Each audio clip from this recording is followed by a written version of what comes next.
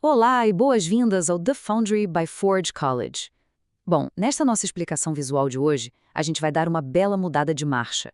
Se na lição passada o foco foi submeter e monitorar transações, agora a gente vai assumir um papel quase de engenharia forense. Vamos dominar aquela arte da observação no modo somente leitura, explorando a fundo os padrões avançados do Solana CLI. Bora lá? Nosso roteiro para hoje é super direto e está dividido em 5 partes.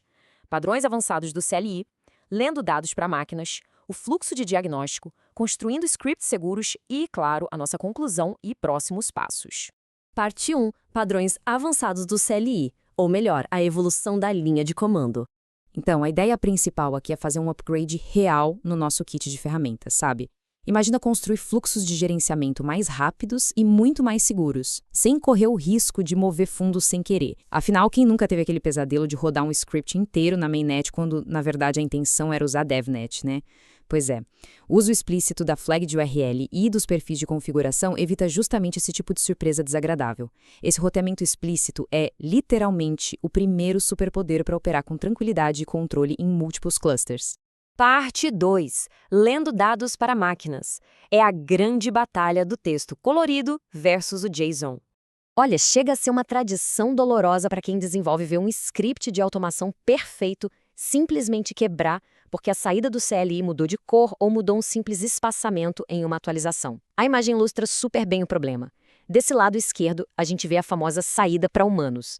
Ela é atrativa, claro, mas parece uma daquelas fitas de teletipo antigas, totalmente caótica para um script interpretar de forma confiável. Já do lado direito, temos a saída para máquinas, usando o formato JSON.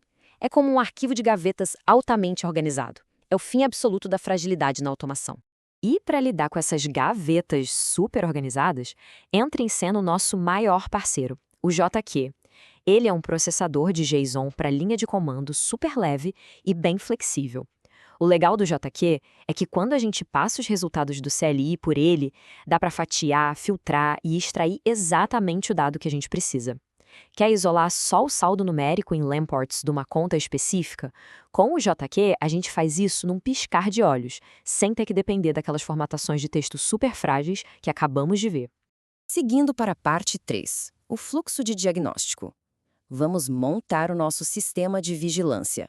Sabe, lá na comunidade e nos cursos da Ford College, os melhores profissionais da área confiam exatamente nessa matriz estruturada para monitorar a blockchain com segurança. É quase como olhar para a planta de um projeto de engenharia, passando por 4 estágios muito claros. A gente começa com a descoberta, para achar os alvos, passa para a captura, pegando o estado bruto no formato limpo, depois usa a ação de normalizar, com a ajuda do nosso amigo JQ, para extrair os campos relevantes e, por fim, a etapa de comparar, que é de onde a gente tira insights cruciais sobre regressões e tendências históricas.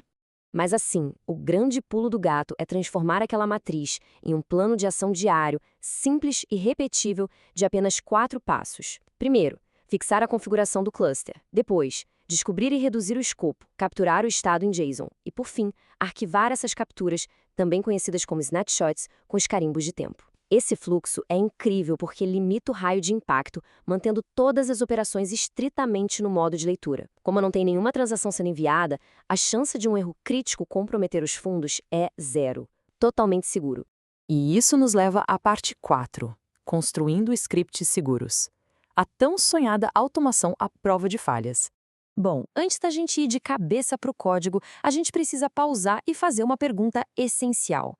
Como evitamos que um simples erro de rede quebre a nossa automação de forma silenciosa? Fala a verdade, não tem nada mais frustrante para quem cria ferramentas do que ter um monitor automatizado falhando, gerando arquivos corrompidos que ninguém percebe só por causa de um solucinho temporário na conexão de rede. A resposta para esse dilema tem um nome bonito: scripts idempotentes. E o que isso significa na prática? Basicamente, um script idempotente é aquele que pode ser rodado várias e várias vezes, com total segurança, sem alterar o resultado final ou corromper o estado de um sistema. O modelo de capturar e arquivar snapshots que a gente está usando se encaixa como uma luva aqui. Ele só salva dados de leitura, sempre carimbados com a hora exata. É uma operação inerentemente inofensiva para o sistema todo. E para garantir que isso funcione direito, a gente precisa deste checklist de validação incrível. É ele que define se uma automação é excelente ou não. O script tem que confirmar: o arquivo existe? O arquivo não está vazio? O JQ acusa algum erro de sintaxe estrutural?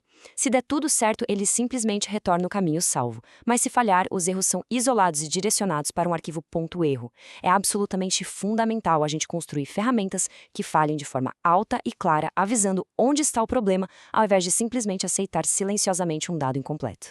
Parte 5. Conclusão e próximos passos. A preparação final para a assinatura. Resumindo a jornada toda, a gente acabou de consolidar um baita salto. Saímos daquelas consultas manuais super frágeis e fomos direto para a construção de pipelines de processamento de dados robustos e à prova de falhas. E essa é a fundação segura necessária para lidar com transações complexas lá na frente. Dominar esses inputs, a leitura e a normalização do JSON é, literalmente, o treinamento prévio que a gente precisa antes de passar para a próxima fase, onde vamos, de fato, interagir, assinar e enviar fundos pela blockchain. Então, para fechar a nossa explicação de hoje, fica aqui essa provocação final. O que o primeiro script de monitoramento que rodar aí vai acabar descobrindo? A gente deixa esse desafio para que todo mundo coloque o conhecimento em prática. Muito obrigado por acompanhar mais uma análise visual aqui do The Foundry by Forge College. Lembrem-se de acessar forge.college para continuar explorando o assunto, aprimorar ainda mais as habilidades práticas e dominar de vez as ferramentas de desenvolvimento do ecossistema Web3. Um abraço e até a próxima!